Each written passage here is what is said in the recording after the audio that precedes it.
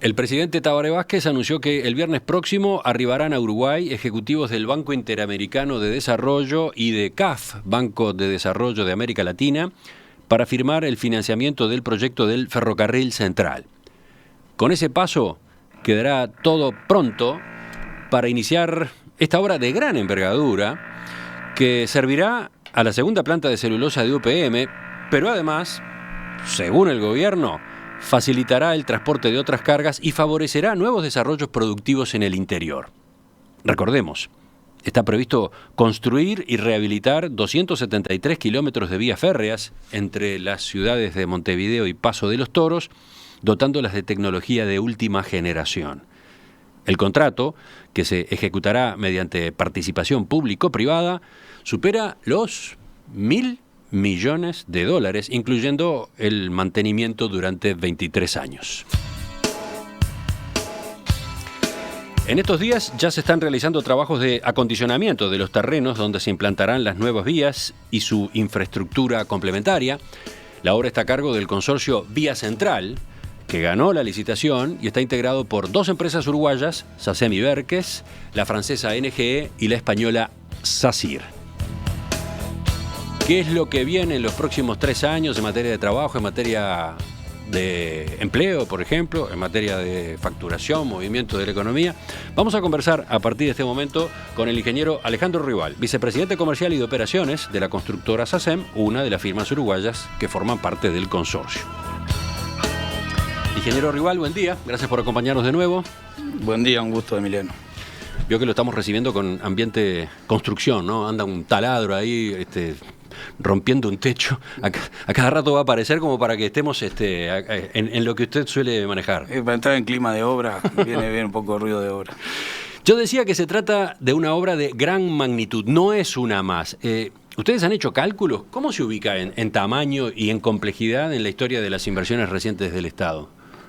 Yo separaría lo que es la escala de la complejidad de la construcción.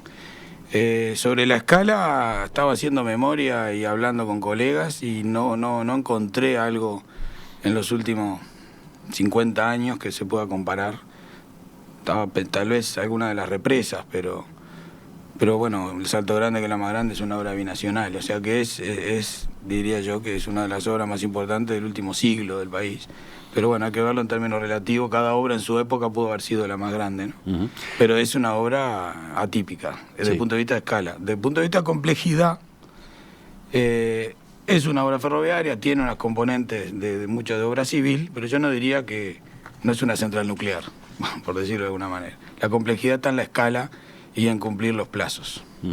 Implica, además, el relanzamiento en Uruguay del ferrocarril como medio de transporte, sobre todo de carga, ayornándolo con la tecnología más reciente, con velocidades no alcanzadas hasta ahora, ¿no?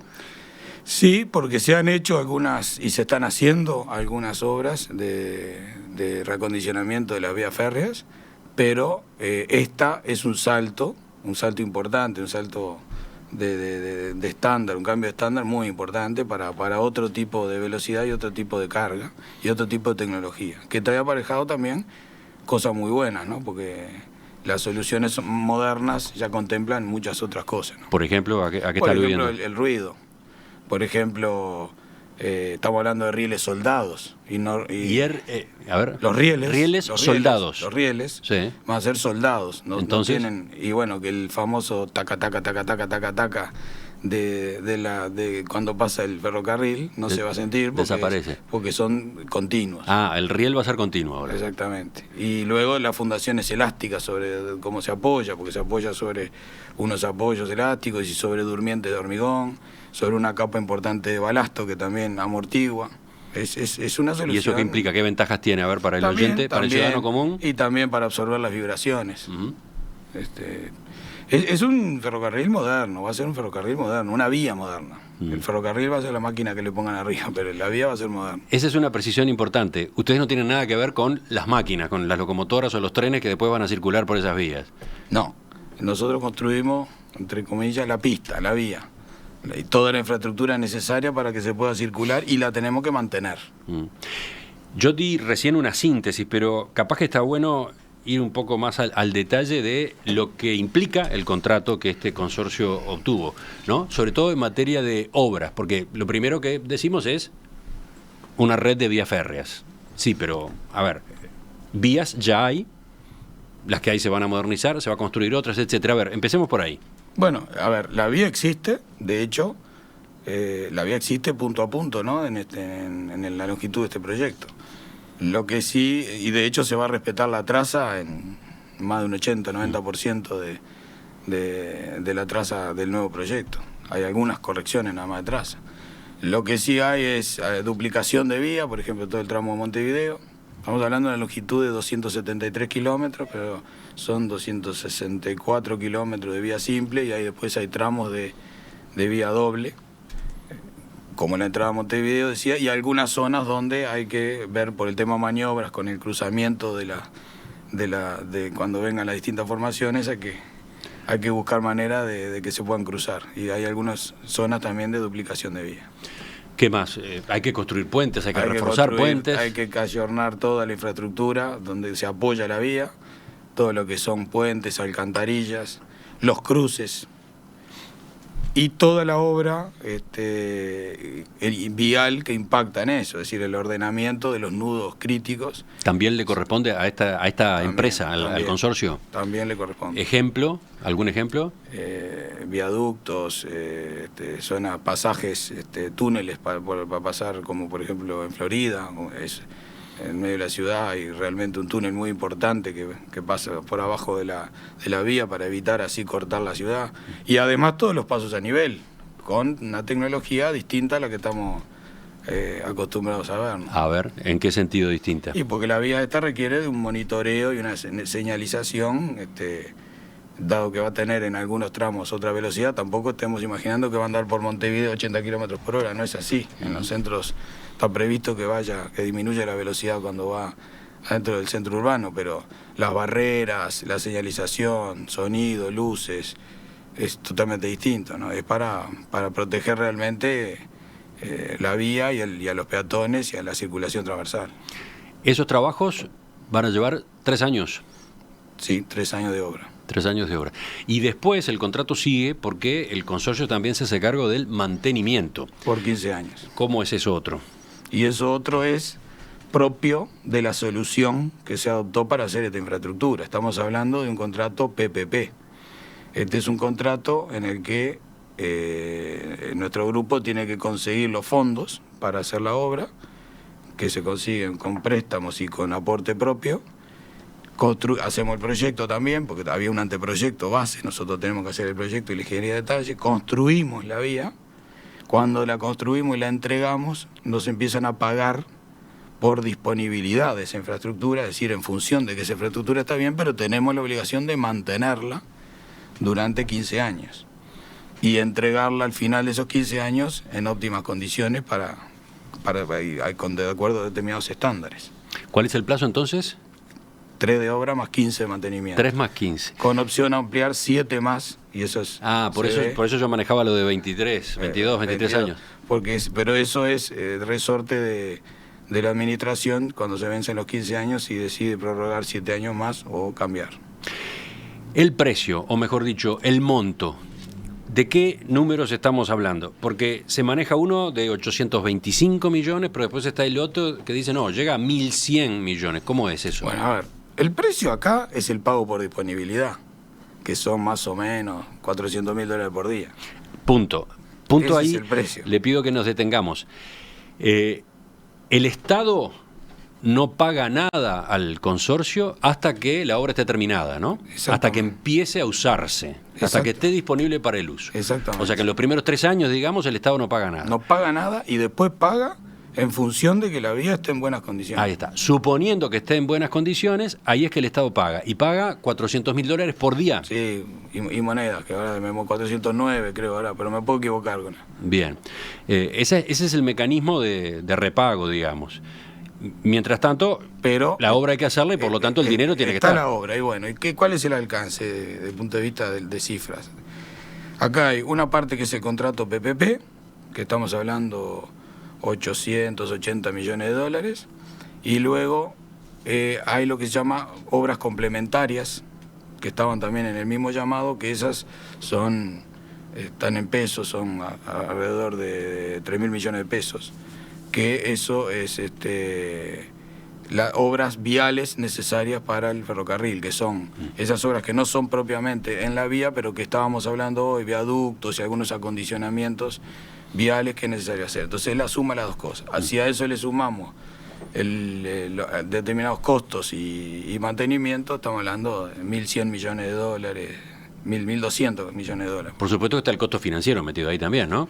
Y bueno, está el costo financiero. En definitiva, entonces, se termina llegando al orden de los 1.100 millones de dólares. Sí. Por eso es que hace un rato, ante la pregunta de cómo se ubicaba esta obra en la historia, era difícil encontrar en magnitud, en escala, algo similar, ¿no? Sí, no pude encontrar. Tal vez hay que compararla en el momento con alguna inversión, como cuando se hizo el puerto de Montevideo a principios del siglo XX, o las líneas de alta tensión, pero ni siquiera. Lo más parecido puede ser alguna represa. Entonces, teniendo en cuenta esos números que usted manejaba, este acto que va a tener lugar el viernes que viene, en el que el Banco Interamericano de Desarrollo y CAF van a firmar una parte del financiamiento, ¿cómo juega? ¿Qué monto está en consideración allí? ¿De dónde vienen los otros fondos? Bien, volvamos al concepto de lo que es una PPP. Nuestro grupo tuvo que proponer el financiamiento. El respaldo de todo esto es el contrato y la seriedad del cliente, que es el Ministerio de Transporte y el gobierno uruguayo. Sin eso no se podía conseguir financiamiento. Y lo resalto porque no es menor lo que está aconteciendo. Es una apuesta a nuestro país de financiadores y además de mis socios extranjeros que también están poniendo dinero de su bolsillo para lo que se llama el equity o el capital propio. Todo eso es una apuesta y es muy importante tomarlo en cuenta. Es una inversión que se hace en el país, con riesgo. Nosotros tuvimos que armar un plan de negocio, tuvimos que estructurar un financiamiento. Ese financiamiento se estructuró por varias puntas. Uno de ellos sin duda fue el BID, muy importante. Otro fue CAF. Otro es el fondo que formó CAF con las AFAPs, CAFAM. O sea, las AFAPs uruguayas también van a invertir en esta obra. También van a invertir a través de CAFAM. Y también algunos bancos internacionales privados. Esa sumatoria hace lo que llaman la deuda senior, los lenders, que ya la tenemos acordada y que formó parte en todo este proceso en los últimos meses de la evidencia del financiamiento, es decir, cuando tuvimos que demostrar que teníamos el financiamiento. Luego también está el equity, los fondos que tenemos que poner y que ya estamos acreditando. ¿Que son de qué orden? Por el lado de la empresa, por el lado del consorcio. Del orden de 100 millones de dólares que tenemos que poner las empresas. Pero entonces, este paso del viernes próximo es decisivo. A partir de él sí, ya queda todo liberado, ya queda todo facilitado para que los trabajos se encaren. No, quiero poner un poco dónde estamos parados hoy en día. Nosotros ya estamos adjudicados definitivamente, ya pasó 2 veces por el Tribunal de Cuentas. Hace pocos días fue la última resolución. Fue la última y con eso vino la adjudicación definitiva. Ahora falta la firma del contrato y es inminente. Cuando digo inminente. ¿Y ahora después se va para ahí a firmarlo o no? No literalmente, pero es inminente. Creo que ahora cuando se venzan los plazos legales, pero es inminente la firma del contrato. A partir de ahí ya generamos obligaciones ya contractuales, ¿no? Nosotros ya firmamos también el contrato de obras complementarias, que es el que le hablaba de las obras viales, que es un contrato menor, que fue licitado no por PPP, sino por contrato de obra pública. Es decir, que ya están las condiciones, se están terminando en estos días de dar las condiciones formales. Lo del BID y CAF, que es un respaldo importante y hecho que vengan esas autoridades al país a apoyar el proyecto, va de la mano de lo que dije al principio, que es la credibilidad que tiene el país y el apoyo que le han dado al país en eso. O sea que todo va completando el puzzle para ver si tenemos una foto linda. Hablando de credibilidad, ¿cómo sale de esta instancia el mecanismo de PPP, participación público-privada, que hace años que está en la vuelta, que hace años es una herramienta disponible para los gobiernos, pero que ha tenido problemas, que en más de un momento se llegó a sostener, esto no anda, es pura burocracia, enlentece mucho las cosas? Bueno, sale muy fortalecido para mí, ¿no? Porque fíjese que si nos adjudicaron provisoriamente en noviembre del año pasado, y estamos hablando que en estos días estamos por firmar contrato, una obra de más de $1.000 millones, con toda la complejidad que hay atrás para estructurar este financiamiento, con todas las cosas que tiene que hacer el Estado y tuvo que hacer el Estado, el gobierno, por decirlo de una manera, porque intervinieron distintas reparticiones, y se pudo llegar, quiere decir que la herramienta no era tan mala. Entonces lo que tenemos que tratar de hacer... La herramienta fue corregida. La herramienta fue, sí, corregida mediante un decreto en el que se generó una vía de poder largar antes o acortar los plazos, vía eso que yo hablaba hoy de demostrar la evidencia del financiamiento y no necesariamente llegar al cierre del financiamiento. Ajá, ¿podemos explicar ese concepto? ¿Evidencia de financiamiento? Claro, es evidencia de financiamiento. Nosotros tuvimos que demostrar, mediante una serie de documentos, cartas mandato de los bancos, avance de las debidas diligencias a nivel técnico, ambiental, financiero, económico del proyecto. Tuvimos que demostrarle al cliente que estábamos, habíamos dominado la financiación. Y no necesariamente ya la habíamos cerrado, es decir, que no le estábamos mostrando la firma del contrato de financiación, pero le estábamos mostrando que teníamos evidencia suficiente, y eso fue lo que permite acortar ciertos plazos. Y bueno, esa vía, ese bypass, es el que logró acortar algunos meses los plazos. Pero yo creo que lo que más acortó los plazos fue el trabajo en equipo que se hizo de todos lados y que se tomó también esta bandera como un proyecto importante para el país, desde todo, del sector privado y el sector público. Y realmente he visto, en todas las reparticiones que he visto, la mejor buena voluntad para salir adelante con el proyecto. Por eso para mí las PPP, yo no soy un crítico de las PPP, con mi experiencia ya de más de 25 años en este sector, yo creo que hay que usar todas las herramientas disponibles para fomentar la infraestructura. Y sea obra pública, en la medida que se pueda, y en la medida que haya fondos, y siempre cuidando los ratios. Las concesiones, que yo soy muy hincha de buscar concesiones, donde el privado venga, arriesgue e invierta, tal vez asociado con el Estado. Y las PPP, que es una herramienta muy válida, que hicimos una curva de aprendizaje en el país todos los actores, y que creo que inclusive después de este proyecto va a ser distinta la historia de la PPP. O sea, quedó pronto el instrumento PPP ahora. Está más maduro, diría yo, de alguna manera. El presidente Tabaré Vázquez anunció ayer que el viernes próximo arriban a Uruguay ejecutivos del BID y del Banco de Desarrollo de América Latina para firmar buena parte del financiamiento de la obra del Ferrocarril Central, uno de los requisitos más importantes para que UPM decida la inversión en su segunda planta de celulosa, una obra que además va a tener otros usos importantes. De eso es que estamos conversando con el ingeniero Alejandro Ruibal, vicepresidente comercial y de operaciones de SACEM, que es una de las empresas del consorcio Vía Central que ganó justamente esta licitación de participación público-privada. Ingeniero Ruibal, a ustedes les toca encarar un desafío que podemos llamar variopinto, ¿no? Por un lado, es una obra importante, innovadora, relevante para el desarrollo del país y que además, mientras se realiza, va a dinamizar la economía, va a generar una cantidad de puestos de trabajo. La otra cara, durante su desarrollo, la obra, que es enorme, va a molestar a muchas personas con cortes de tránsito, con suciedad. Y cuando se termine, dejará un nuevo servicio de transporte que da pie a resistencias. Es resistido por una cantidad de personas que viven cerca del tendido de las vías, por su impacto en el entorno, ¿no? Ruido, vibraciones, división de poblaciones. Entonces, ¿cómo se sienten ustedes? ¿Cómo manejan esta mezcla? A ver, las obras, hasta las obras domésticas complican y generan trastornos, ¿no? Recién lo estábamos sintiendo acá con un taladro. Pero, ¿cómo lo manejamos? Tal vez yo ya estoy acostumbrado un poco a manejar esto y con algunas obras de alto impacto, como fue, por ejemplo, el Estadio Peñarol, también, que fue una obra que tuvo mucho impacto y mucha molestia ocasionó a algunas personas. Pero lo estamos manejando de la manera que manejamos las cosas en SACEM, diciendo las cosas, diciendo la verdad, tratando de atender los distintos problemas y mitigarlos. escuchando a la gente. Llama mucha gente a la empresa y le tratamos de dar las explicaciones del caso. ¿Hay llamados directos a la empresa? Sí, han llamado, me mandan mail, me mandan... Este es un país muy chico, ¿no? Me paran a veces por la calle y los que me reconocen y me preguntan. Y nosotros somos muy abiertos, muy transparentes, y estamos muy convencidos de la importancia de la obra. Entonces estamos manejando profesionalmente, diría yo, el proyecto en todo el sentido más amplio, también desde la comunicación.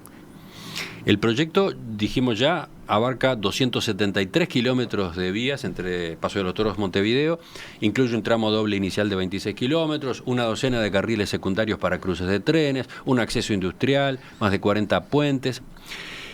Repaso otra vez el detalle porque son muchas obras y en un tramo larguísimo, extenso. Entonces, ¿cómo se va a organizar? ¿Por dónde van a empezar? ¿Cuál es la planificación? Bueno, una obra extensa se fracciona.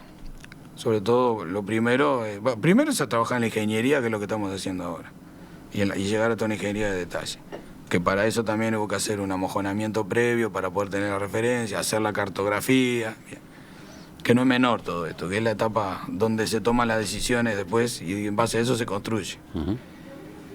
Luego, en el paralelo se está analizando la obra desde el punto de vista de la organización logística y de dónde se van a colocar los campamentos, que básicamente van a ser 3. Uno por allá por Durano, Paso de los Toros, el principal que será en Florida, y que inclusive con una fábrica de durmientes, con una serie de instalaciones, y otro más acá en el sur. 3 campamentos entonces. Sí, tenemos previsto, por ejemplo, hay que terminar, vamos a construir 2 terminales de ómnibus para mover el personal. Porque hay 2 terminales de ómnibus que se construyen por un tiempo, que van a usarse por un tiempo y después se desmontan. Por un tiempo que es bastante, que son 3 años. Y después se desmontan. Y hay que mover cientos y algunos miles de personas. Entonces hay que organizarse y además la vía, hay que llegar a los distintos puntos de la vía. Y luego la obra se fracciona, tomando en cuenta esos centros que yo le dije, se fracciona en distintas obras y se hacen distintos frentes de ataque de obra. Es un cronograma, una planificación muy compleja. Inclusive hasta en cronograma tenemos en 3 dimensiones, ¿no? Tiempo, espacio, y en definitiva eso se traduce después a pequeñas obras y obras medianas. Es la manera de hacer esto, dividir el problema grande en problemas más manejables. ¿Cuántos puestos de trabajo se generarán? Estamos hablando en forma directa en el pico 1.200, 1.500, tal vez hay que ajustar. Y de todo lo indirecto que tiene esto aparejado, que el movimiento en cada zona de esa de los distintos servicios, ¿no? 1.500 en el pico, ¿qué ocurrirá cuándo aproximadamente? Eso va a ser el año que viene. Evidentemente, como mencioné al pasar, habrá alteración de la circulación en varios puntos de Montevideo y en otras zonas. ¿Cómo se manejará ese inconveniente? ¿Cómo se moderará los perjuicios? En las distintas zonas con planes... También se trabaja en la parte de tránsito, con planes de tránsito, de desvío, de señalización. Hay un equipo trabajando para eso, con las autoridades locales en cada lugar, ¿no? Con las intendencias locales. Porque además del tránsito está el corrimiento de los servicios. Saneamiento, agua potable, iluminación, que se ven impactados por la obra. Ahí tenemos otros impactos transitorios y que capaz que no son los que se piensan de inmediato, ¿no? Sí, pero bueno, son los normales en cualquier obra urbana, de que uno hace una intervención urbana. ¿Será necesario, además, suspender el servicio de trenes de pasajeros, que une la terminal del centro de Montevideo con Sayago, Colón, La Paz, La Piedra, Progreso, Juanico, Canelones, Santa Lucía, 25 de agosto, Empalme y Olmos? ¿Cuándo y por cuánto tiempo? Bueno, eso no tengo el detalle exactamente cuándo, porque estamos en el momento haciendo ingeniería y ajustando la planificación. Eso ya es ajuste más fino de planificación, pero bueno, habrá que suspenderlo porque el tren hay que construirlo. Y será transitorio. En total, dijimos, la ejecución de la obra lleva 36 meses, 3 años. ¿Cuándo se va a empezar a ver el movimiento? Nosotros, firmando contrato en las próximas horas, días, estimo que en junio, julio ya estamos con obradores, empezando a instalar en obradores, y esto... En los próximos meses esto va a ir tomando un ritmo importante, porque los 36 meses de obra parecen muchos, pero no son muchos. O sea, tenemos que atacar en todos esos frentes que hoy le hablé. O sea, que va a ser, yo diría que en el segundo semestre ya se va a ver va a empezar a verse la actividad de la obra. Y a principios de junio ya sí estaría en marcha esto. Sí, principio de junio, mitad de junio, porque hay que hacer todas estas cosas previas. Esto es como despegar un Boeing, no un helicóptero, no despega. Hay que carretear, hay que hacer una serie de cosas previas. Algunos aspectos particulares. En la autorización ambiental previa que concedió la DINAMA el 18 de marzo, se establece que el Consorcio de Vía Central deberá realizar obras extra a las proyectadas inicialmente. Por ejemplo, aislación acústica de los predios en los que se realicen expropiaciones parciales y en los que haya viviendas, centros de salud y centros de enseñanza. No le pido todo el detalle porque ya habrá tiempo de verlo con el correr de la semana, pero ¿en qué se está pensando para esos casos? Sí, se está realizando un estudio de impacto acústico y lo que se está pensando, lo que se llaman son muros antirruido, que son los que se van a colocar en los puntos críticos en función de medidas, ¿no?, que se van a hacer, y siempre se va a estar monitoreando inclusive el ruido. O sea que hay previsto ese tipo de pantallas antirruido para mitigar, y que son muy efectivas, ¿no? Uno lo ha visto en otra parte del mundo, ¿no? En las localidades de Sarandí Grande, Cardal y 25 de Mayo, medidas de mitigación o de compensación de la afectación de espacios públicos y de movilidad. ¿Qué soluciones son esas? Eso hace también al proyecto que se está construyendo. Creo que en Sarandí Grande plantearon una solución distinta de bypass. De bypass, o sea que la vía férrea no atraviesa la ciudad, sino que pasa por el costado. Y lo que entiendo, sí, todavía no vi el proyecto, pero en particular, ¿qué es lo que ha pasado? La vía, al quedar en desuso en algunos lugares o con poco uso, se generan algunos parquecitos lineales alrededor de la línea, que lindas parquecitos. Y eso lo vamos a tener que contemplar y va a haber que ver cómo mitigarlo. Se debe implementar un programa de protección de las instalaciones e infraestructuras que puedan verse afectadas por los impactos vibratorios de los trenes. ¿Ya hay un relevamiento? ¿Cómo se aborda este aspecto? Hay un relevamiento previo y justo ahora estamos haciendo un estudio de impacto acústico que hace también al diseño después de las estructuras que tengamos que instalar para atacar ese tema. Pensemos, por ejemplo, puede haber centros de salud. Centros de salud involucrados, cuyos equipos se afecten o se compliquen en su funcionamiento porque pasa el tren con las características tan especiales que va a tener este tren, ¿no? Bueno, pero por eso mismo, para no talentear sobre el tema, que no sea subjetivo, se miden esas cosas. Entonces, está previsto la medición de eso y están previstos soluciones y diseño de soluciones para esos casos puntuales. ¿Y cómo son? ¿De qué soluciones estamos hablando? Estamos hablando de los muros antirruido. ¿También? Claro. ¿Pero para las vibraciones también funcionan? Las vibraciones perdón, que entendí que me estás hablando de los ruidos, pero para las vibraciones más que nada es el hecho de que la vía sea soldada, el hecho del tipo de paquete que tiene la vía, eso es lo que permite la amortiguar. Y en esas zonas, por ejemplo, en un centro de salud cercano, habiendo un centro de salud cercano, se hace una aislación especial, aparte de la que va a haber en todo el transcurso de la vía. Los puntos particulares sí se van a analizar. Preguntaba un oyente hace un rato, a partir de lo que usted señalaba de que la vía ahora va a ser continua, que va a ser soldada, que va a desaparecer el track. Bueno, ¿y qué pasa con la dilatación de la vía? No son 273 kilómetros soldados, hay junta de dilatación. Ajá.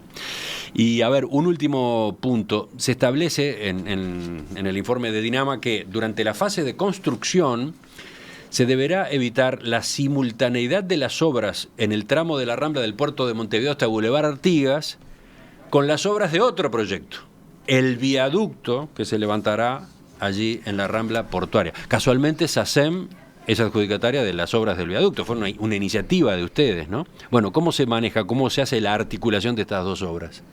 A ver, el viaducto es una obra que ya se firmó, se está comenzando también ahora. Es una obra de una iniciativa privada de SACEM, presentada hace unos años. No es tan complejo, porque en definitiva es el pasaje de la vía por debajo del viaducto. El viaducto tiene por sí un estudio de impacto de tránsito, pero por la obra propia del viaducto, no tanto por por lo del ferroviario. El cruce no es complicado en eso. Hay zonas mucho más complejas para resolver. Claro, pero acá se hace una observación sobre la parte de la construcción, sobre la fase de construcción. Sí, justamente, en la fase de construcción se va a estar trabajando en el viaducto con su plan de desvío de tránsito, y cuando se superpongan, se va a compatibilizar los cronogramas con el ferrocarril. Acá estamos viendo imágenes del viaducto, claro, en un render que ustedes han preparado. Está saliendo la emisión en video de En Perspectiva. Recordemos cuál es el objetivo de este viaducto. Lo hemos conversado otras veces, pero... El viaducto es lo que se llama la readecuación de los accesos al puerto desde la rambla portuaria. El viaducto está dentro de ese plan de readecuación. Es decir, los vehículos que vengan desde el oeste se va a decantar, y el tránsito pesado va a tener un acceso directo al puerto. Por abajo, digamos, ese va a ir a nivel de tierra. Va a nivel de tierra y entra al puerto con una zona, inclusive una explanada que está proyectada. Luego ahí nace un viaducto por ahí donde está la central de UTE. Es un viaducto de casi 2 kilómetros, de 3 sendas para cada lado. Hoy en día la Rambla tiene 2 sendas para cada lado. Entonces se independiza del tránsito pesado y se conecta con la central cuando llega a la estación de AFE. En definitiva, lo que se está haciendo es agrandar el espacio del puerto, porque todo el espacio que queda abajo del viaducto se incorpora a la actividad portuaria. El muro que hoy en día se ve se corre. Y tiene una zona interesante el puerto para actividades logísticas. Entonces, eso es muy común, y además lo otro, ¿no? Permite la entrada del ferrocarril sin generar un cruce a nivel. ¿Esta obra de qué monto es? Esta es una obra 130 millones de dólares. Sí, eso debe ser con IVA, con ella, pero sí, del orden de 120. ¿Y cuándo se termina esta obra? Esta obra son 27 meses. Allí se va a concentrar mucho trabajo, porque aparte de el ferrocarril central en su llegada al puerto, aparte del viaducto, también va a estar construyéndose cerca la terminal granelera, la terminal que va a utilizar, perdón, granelera no, la terminal especializada en celulosa que va a utilizar UPM para exportar justamente su producción, ¿no? Sí, correcto. Todo se va a estar trabajando casi al mismo tiempo. Pero se puede hacer, ¿no? No, aviso a los navegantes, aviso a los que pasen por ahí, a los que se muevan por esa zona. Bueno, se va a mover eso. A ver, la obra portuaria es dentro del recinto portuario. Y es una obra portuaria, es una obra que se hace desde el agua, es un muelle y hay una zona explanada. El viaducto, hay un estudio de tránsito previsto y de desvíos para canalizar el tránsito.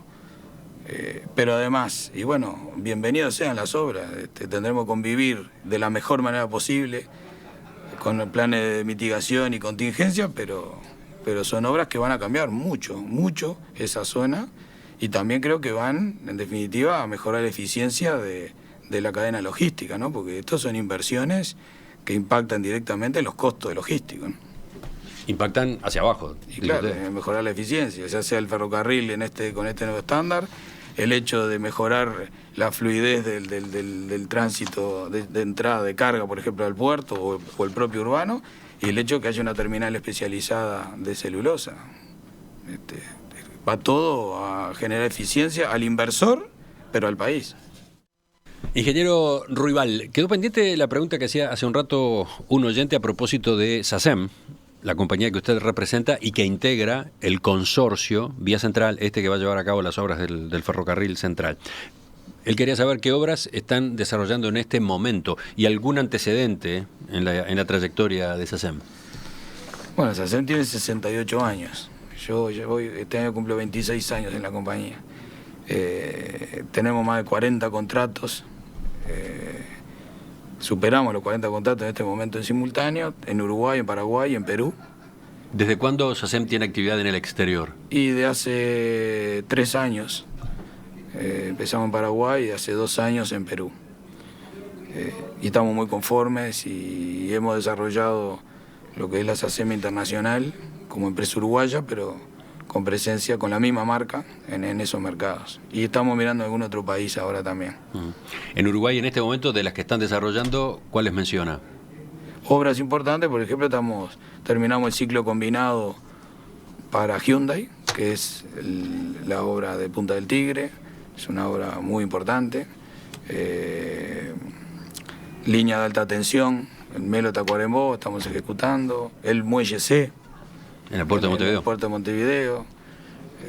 Bueno, obras históricas. A ver, si me remonto al tiempo, los viejos troles, ¿se acordarán de los troles cuando iba? Bueno, la red de los troles cuando se instalaron en Uruguay los hizo SACEM hace más de 50 años, 60 años. Los principales puentes del país, SACEM tiene más de 100 puentes construidos en el país. Puente de las Américas, el puente de Laguna Garzón, obras de arquitectura, ¿no? Tanto para el sector público como el privado, shopping centers, shopping portones, varias de las torres del complejo World Trade Center. Ahora concretamente estamos construyendo una torre muy particular porque es de sección elíptica, que es esa que los que pasan ya la están viendo crecer. Y va a ser es un proyecto muy lindo y novedoso que nos gustó tomar el desafío. Muchas obras portuarias de puertos deportivos, Puerto Punta del Este, Puerto de Piriápolis, Puerto de La Paloma, Puerto de Carmelo. Rutas, la ruta 24 en Hormigón, que es eso es a través de la empresa del grupo Grinor, SACEM. Grinor integra el grupo SACEM. De obra podemos hablar todo el día, si quiere, Emiliano, pero... No, vamos ya a las preguntas que estaban faltando en otro orden. Diría que dos preguntas. A ver, por el ferrocarril central no va a circular solamente la carga de UPM-2. Probablemente esa sea la fundamental. Pero va a haber otra actividad de transporte de carga y también de pasajeros. ¿Cómo influye eso en el dimensionado de estas vías férreas? ¿Qué es lo que está previsto en ese sentido? No, porque el estándar con el que se construye la vía, la infraestructura, prevé luego siempre... No se puede ir con cualquier cosa arriba de la vía luego, pero es un estándar robusto, además, como para poder circular trenes no de alta velocidad de pasajeros, no está previsto para eso, pero respetando la normativa va a haber, sin duda, se van a poder poner máquinas modernas. Se lo preguntaba porque la autorización ambiental habilita 48 viajes diarios de trenes en total, ¿no? Uno cada media hora. Ese es el máximo. Bueno, será el máximo, pero bueno, hay que llenarlo para llegar al máximo.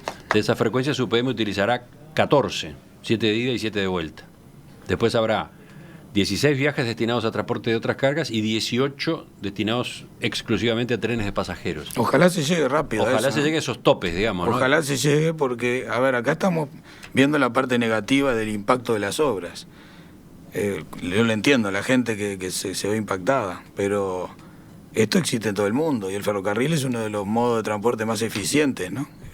Entonces, y sobre todo para distancias largas, de más de 200 kilómetros.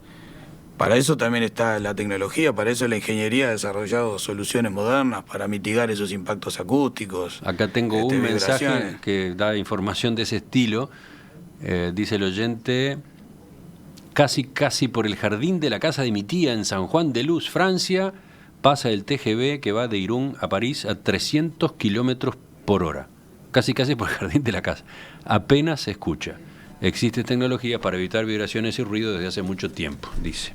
Y sí, y es un poco lo que le estamos tratando de decir. Yo entiendo que la gente frente a un cambio se asuste un poco, pero estamos hablando de un proyecto moderno, es un proyecto distinto. Ingeniero Alejandro Rival, le agradezco que nos haya acompañado esta mañana, dejando trazado un espectro de temas, porque creo que ahora lo interesante va a saber cómo se hace esto, ¿no? Va a ser bueno verlo en el terreno. Sí, la complejidad de esto, Emiliano, insisto, no es tanto desde el punto de vista de la tecnología a emplear para hacer la obra, sino de la logística y la superposición de tareas y la manera de manejar todos esos impactos, porque lo que no queremos tampoco es impactar gratuitamente a la población, y lo vamos a cuidar mucho porque vivimos en este país, porque vivimos los mismos problemas. SACEM es una empresa uruguaya, Conver, que es una empresa uruguaya, y defendemos también las buenas condiciones para hacer las obras. Pero, por el otro lado, yo creo que hay que sacarse un poco la parte negativa del uruguayés y estar contento cuando viene este tipo de inversiones y mirar un poquito más allá del plazo de la obra y mirar el producto final y mirar el impacto inclusive en el transitorio desde el punto de vista del empleo, de la formación de profesionales en un área nueva como es el transporte ferroviario y el desarrollo de las empresas uruguayas, porque las empresas uruguayas cuando crecen derraman en el país también, ya sea en el Uruguay o en el exterior. Volvemos a conversar con usted o con otros ingenieros de la empresa en las próximas semanas, meses, ¿de acuerdo? Encantado, muchas gracias.